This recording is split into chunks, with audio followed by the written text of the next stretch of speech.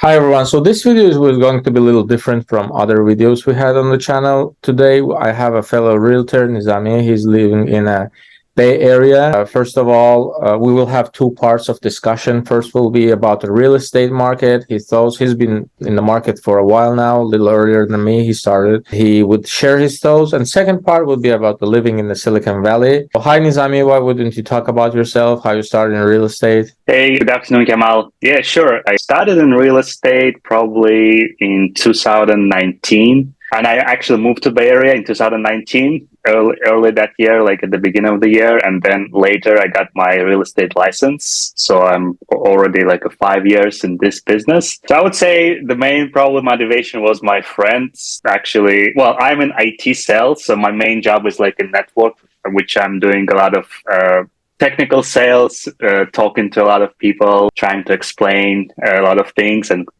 trying to give them a solution. And then I said, okay, like, why wouldn't I just start the real estate business? Because this is a very unique opportunity, especially in the Bay Area, and a lot of opportunities for me to learn. When I was moving, the only thing that I knew about the Bay Area that it's very expensive, right? So I moved here knowing that it's expensive. I just started my career this way, trying to kind of understand more about how to be the agent, because when you're on the buying side, when you just, let's say, a buyer, the only thing that's probably like you have three main questions, right? That is interesting to you. So number one is like how much monthly payment will be for myself, right? The second is what are the school ratings nearby? And the third is like when I'm going to be getting the keys for my house, right? So that's probably the three questions and you don't it's very good, right?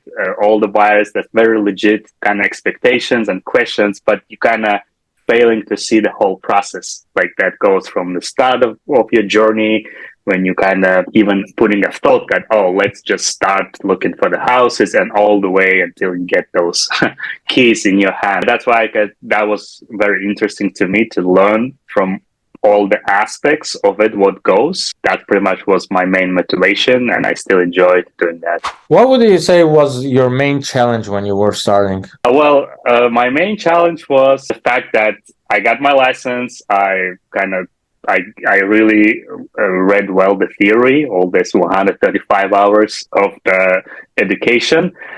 And obviously, my challenge is that how to kind of take the theory and apply it to the practice, right? Because I joined at that time. I actually joined the brokerage before my exam date. For me, it was a unique opportunity to still kind of listen to all the discussions that they have. Obviously, I couldn't participate. I didn't know that it's actually possible. I thought you have to. You can join. You just cannot do any real estate. Oh, activities. right. You can still be part of the discussions, right? To listen.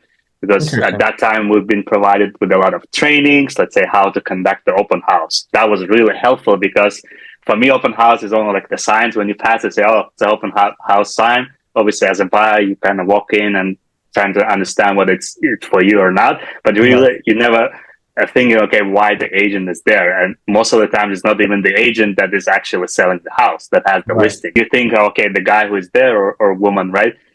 By the way, many people don't know that. You know, when you're not in the industry, you just walk in, you immediately. Yeah, that was my main challenge. But luckily, when I joined before my exam date of the license, I was fortunate enough to kind of participate in those discussions. It kind of taught me a little bit. But then once I got my license, pretty much within 2 weeks, I think I held my first open house. And that was, again, I didn't have any kind of like a panic or anything, but it's just more like taking the lessons learned and applying to the practice. But then you realize that, okay, it's not really everything like in a training, because training kind of teaches you maybe like a 5-10 common, let's say, things that you may face in an open house. But in reality, you may probably see some other stuff. And then I think I closed on my first house in March 2020, which is like a very known date.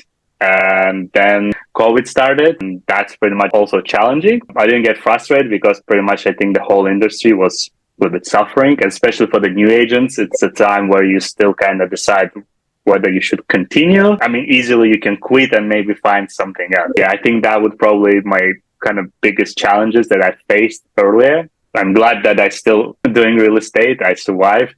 I never really had the thoughts to actually give up or kind of quit just because it's like, say, COVID, not a lot of, let's say, open houses possible, or with some restrictions, many listings and all that stuff. I just use the time to actually update my knowledge account, right? Before, you gain experience and then you can potentially apply for the future date. Yeah. This is really interesting because I had a similar challenges, considering that California has like the longest lockdown, and also the test itself, the realtor test, I believe it's like 135 hours or something. I was checking the other states. I'm taking the Florida test.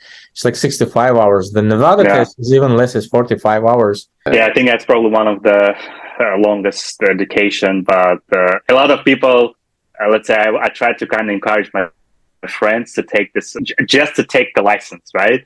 And they kind of gave away on the first 45 hours of that continued education, so because it was too much for them. The thing is, many things that I was studying there, it was really very strange terms that I never heard before that. I was asking my friends who were realtors, like, do you guys really use this stuff when you're working? And most of them was like, we never even heard about that. What I talking about? The theories, they're very different from what you face in reality. I was actually looking to the statistics the other day, and the strangest part is that most of the realtors, especially in California, they are ladies that are over in their late 50s. Obviously, brings you to the thought that is it possible to make a living as a realtor? What are your thoughts? Like, if there would be like no other job, do you think that would be possible to make a living just being a realtor in California? Yeah, and I think I looked it up last week, the statistics, which may or may not be updated, but we had, I think, a little bit less than 250,000 of agents in the whole California. Not that much, considering the population. But still, it's a lot if you take other states, right? It's a very competitive market here in the Bay Area, a lot of agents. Unfortunately, here's the thing, right?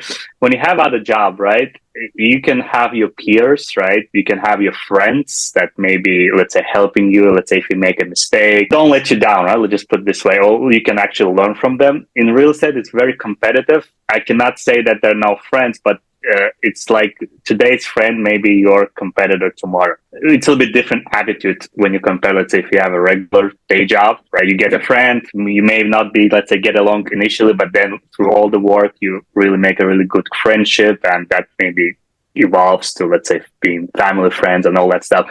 Being a realtor, at least here, you have a colleagues, right? You have a colleagues, they potentially, yes, they may they may be helping you, but in every colleague is literally your competitor, right?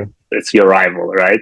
Doesn't mean it's a bad thing. It's just like, this is kind of the industry. Right? Can you fully leave the job and make a living of that?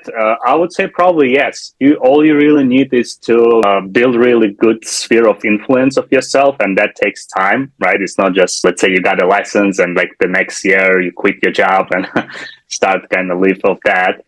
If you can do that, it's great. I'm not saying it's impossible. It's just realistically, you probably need to spend a few years to build all this relationship, because real estate is more about relational. People buy from people, right? All the like a documentation, good pictures, everyone can do that, right?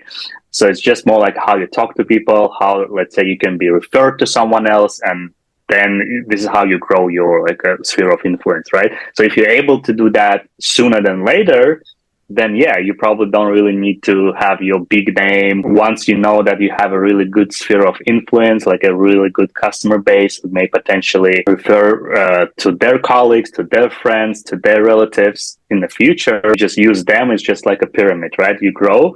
And once you're able to do that, once you kind of feel like, oh, you're really not marketing yourself that like frequent, right? All you really have is really good referral connections with all the past clients. You keep up, you talk to them, maybe not daily, but at least weekly, just to have an idea what they're doing, right? So if you're able to keep up with that rhythm, I think your connection base grows, and potentially this is how you can think about, okay, switching to kind of full-time doing this. It's doable here, but it's probably hard, especially if you're just starting. I think many people who are watching this would be interested in asking this question. How you got your first deal? My first deal was actually from one of the open houses that I hosted. It was a really busy open house. I think that was end of the year, though. It was end of the year, which was surprisingly busy months, which usually, if you take like an end of the year, which is like a Thanksgiving, Christmas, New Year, Usually it kind of slows down. People take vacations, they leave, they go on vacation, right? They spend time with the family. But surprisingly, that day was like a lot of people walking in, inquiring about the house. It wasn't my listing. I was hosting for someone else. So that's just another thing that you learn being an agent. There was just one client who walked in and he said like, "Hey, he's just looking for something similar.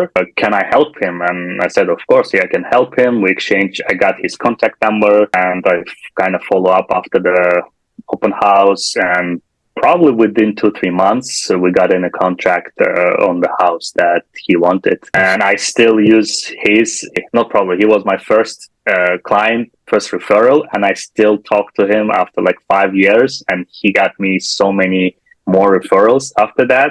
If you just think about this way, right? If you, let's say that day, if you just, let's say, being too lazy, or say, "No, it's a weekend, let me just spend some time somewhere else," guess what? That wouldn't be that open house, wouldn't be that client, and wouldn't be that many future referrals.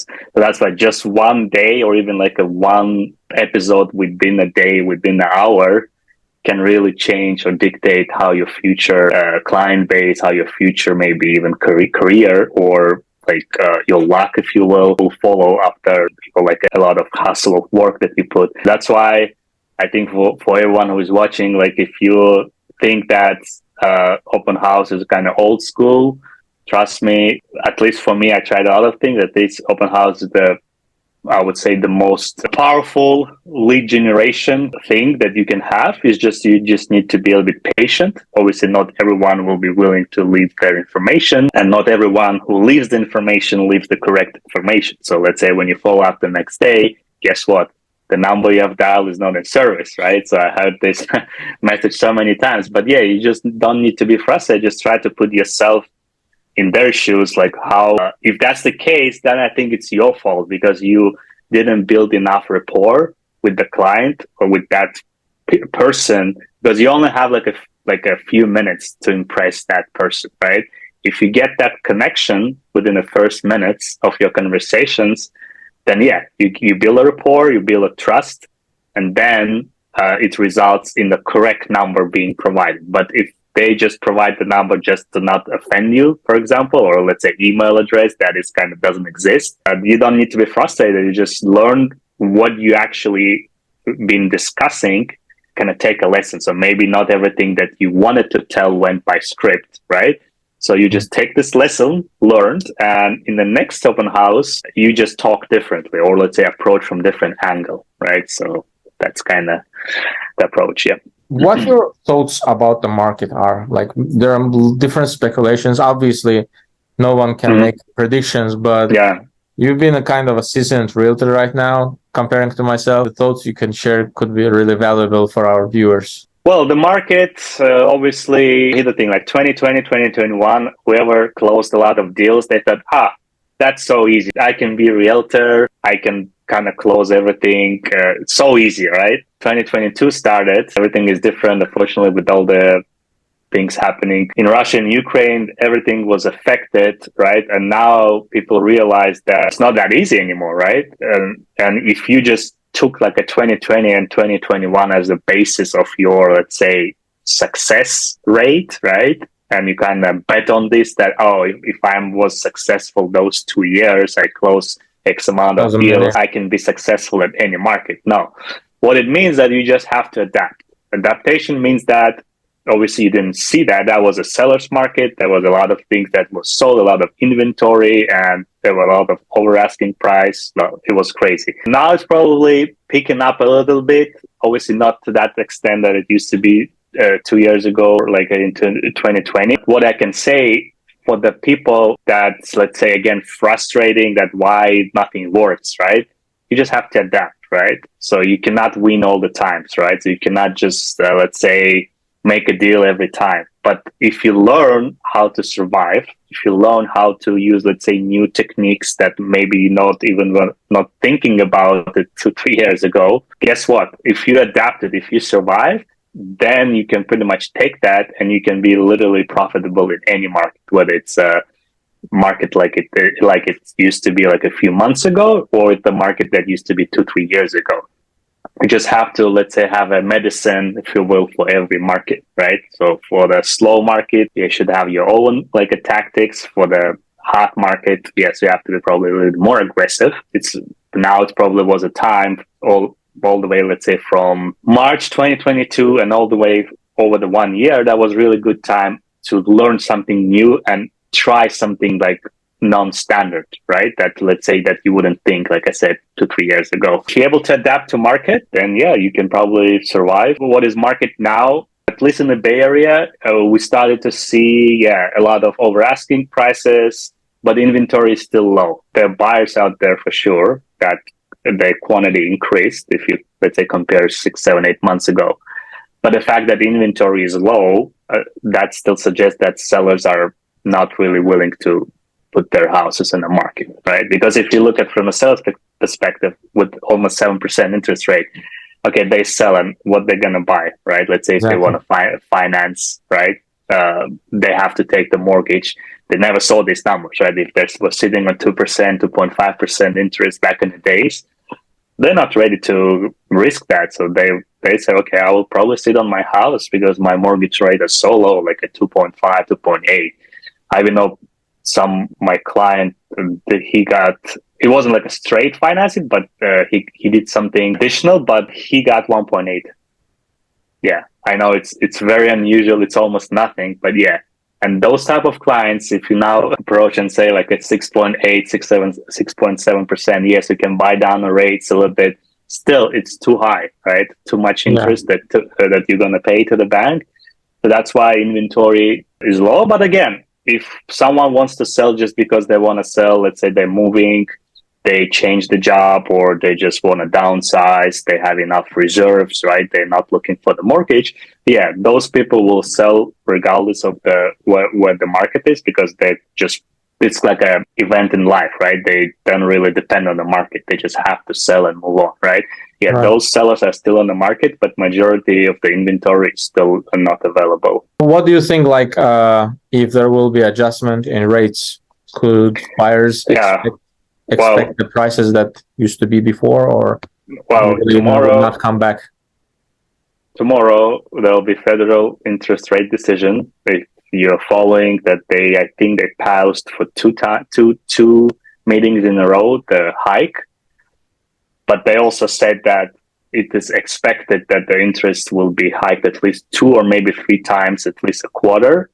So what that means is that tomorrow, most probably, they're going to increase their interest for another quarter, which usually mortgage catches up maybe like in 2-3 weeks after that. And if there's another spike in that for another quarter points, then I would say we're looking at the mortgage rates close to 8%, so way above 7%. And that tells you again, like sellers will still keep everything low. And but there is also a low inventory. That's I think that's the main thing that prevents the crash. Yeah, inventory is low, and like I said, because the reason to sell are less than the reason to hold, right? Because again, you're mainly selling just because you have to move. But yeah, some buyers are not scared. Let's say they just say, okay, maybe like I buy now, maybe in 3-4 years I will refinance. They kind of think from that angle, which is okay to think. Some people have cash, obviously. The more conservative people just want to wait and see what's going to happen. And that's kind of from both the seller side and the buyer side. They want to say, okay, let's just pass this year. Maybe once the war is over, once the oil price kind of settles down. Yeah, just a waiting game, right? Waiting and a patience game. So yeah, I would say probably close to the end of the year. Unfortunately, the rates, I don't see them coming down just because of this federal interest rate decision. But once this is we start seeing the trend that they're actually dropping, that's maybe then when the inventory starts adding up, then we'll probably see the reduction in the mortgage rates, hopefully.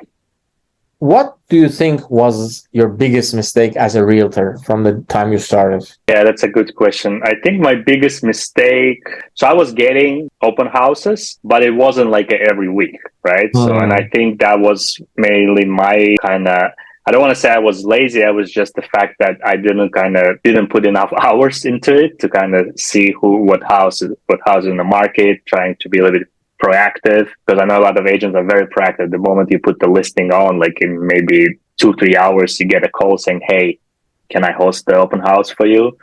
So I know a lot of agents do that proactively. Yeah, I wish I knew that is possible. Like back in the days, 4 or 5 years ago, maybe I had more open houses back in the days, you never know, right? Which may have resulted in many leads. But yeah, I think this is just a mistake. I mean, all of us make mistakes, especially if you're starting you don't have any, let's say, guidance from someone that you can trust, right? You just learn as you grow and learn as you go. I think those mistakes are inevitable. You just have to take lessons and not to repeat that. So, what would be your advice to someone is a first-time buyer, for the buyers in the market? Yeah. I worked a lot with the first-time home buyers, and I think based on the feedback that they provided, they felt really comfortable through all the process. What I was telling them, and I think that may be applicable to most of the home buyers, because a home buying process is a journey. Start just with the browsing, right? So you just open the Zillow, Redfin, you see something. At that point, you don't really who the realtor is, his role, and the second you heard from someone and you think that they're fraud, they're kind of scam, and they will kind of take your money, and kind of you a little bit don't trust them. I'll just put it this way, right? Right. And that's totally fine because you're not educated, you don't know exactly how it works. All you see is the picture and the price and whatever the estimate those websites provide to you, right? As you mature in your journey, you realize that obviously, and the only way you can see the houses is through the open house. You walk into the open house, and the very first question that I ask in the open house is like, how did you hear about this listing, right? Over 90% will say that Zillow, Redfin. So that suggests to me that they're like a first-time home buyers, right? So that means that they probably know that, I can only see the house using the Saturday and Sunday time between 1 and 4 or 12 and 4, depending on when the time open house is held. And that's why they're kind of limiting themselves, right? They only see certain things, what they would like to see, right? The role of the agent, so what my suggestion is that, yes, you can definitely start this way, but then you have to find a really good realtor for yourself, right? Because a realtor is the one who he will advocate for you, who will find the deals that you may not see on Zillow, Redfin, can show you the property outside of open house hours where it's not crowded, so you can have your time, let's say between like a husband and wife, or if they have kids, just to be at the house alone. No one is running around, no one, right? Just to feel the vibes if they feel it, right? So that's advantage that you cannot have when you just walk into the open house where like a 30-40 people asking the questions, right? Another thing is that, yes, you may start your journey with one thing and you ended up buying in somewhere else. And that's totally fine. So all you have to do, what I'm always suggesting my clients, saying that you're going to have a lot of criteria, right? What do you need from the house? You won't be able to satisfy most of the time. You won't be able to satisfy all of the criteria just because you cannot have cheap house in a good neighborhood that will be very big with a pool, right? And let's say garage where you can, like a 3-car garage, right? Most probably that I mean, it's realistic, but most probably you will have to sacrifice one of those criteria. And also it needs to be in a good school neighborhood, right? So that's why when they start the journey, they put so many criteria, like from the price perspective, from the square footage, from the school district, from the work commute, from the amenities, from the restaurants, entertainment, right? And that kind of limits their search to only maybe 1 or 2 houses, while they're missing out maybe 10-12 houses that may really be good fit for them. So that's why once you start with your criteria, try to pick the 3 major criteria, the top 3 criteria that's important. Whether it's a price, if it's a price that's your major, then yeah, should it be it. If it's, let's say, commute to your work, sure, yeah, then you just narrow down the other stuff. If it's, let's say, big kitchen, absolutely deal breaker, and let's say you're okay with the schools being not really in a good school zone, you just exclude that. So once you narrow down to the top 3 criteria, trust me, the quantity of the house from 2 will go to 22 and 32. And also my advice would be at least see a few houses before falling in love, because once you walk into the house, you fall in love, kind of missing that comparison thing. Because if you don't know what to compare with, at least see 2, 3, 4 houses so you know, okay, this house had this, but this house didn't have that. So how to compare with, and obviously take your time. You have to get a lot of patience, because some, let's say if it's a husband and wife, their patience level may be different, right? So that's why it's a journey. You have to be on the same level, on the same patience. So once you kind of figure out and pass those things, I would say, again, once you meet your realtor, number one thing that you have to do is to get a pre-approval, because otherwise you're probably going to be wasting your time, your realtor's time. That's all things. So again, a lot of people just starting their journey, start it right way. And it's okay if those criteria will change. Once you kind of settle down and kind of figure out what is the most important things for you in the house, and then it'll be easier for you and your realtor to find you the house that you want. So, lastly, could you share how, if someone is looking for the realtor in the Bay Area, how they can reach out to you? If someone needs the house in Bay Area, I'm working with the buyers and sellers, first-time home buyers, investors, all type of clients. So they can reach out to me at 669-291-5035. And my email is nizami@ca1team, 1 as a digit, ca1team.com. Okay, thank you very much, Nizami. Thank you.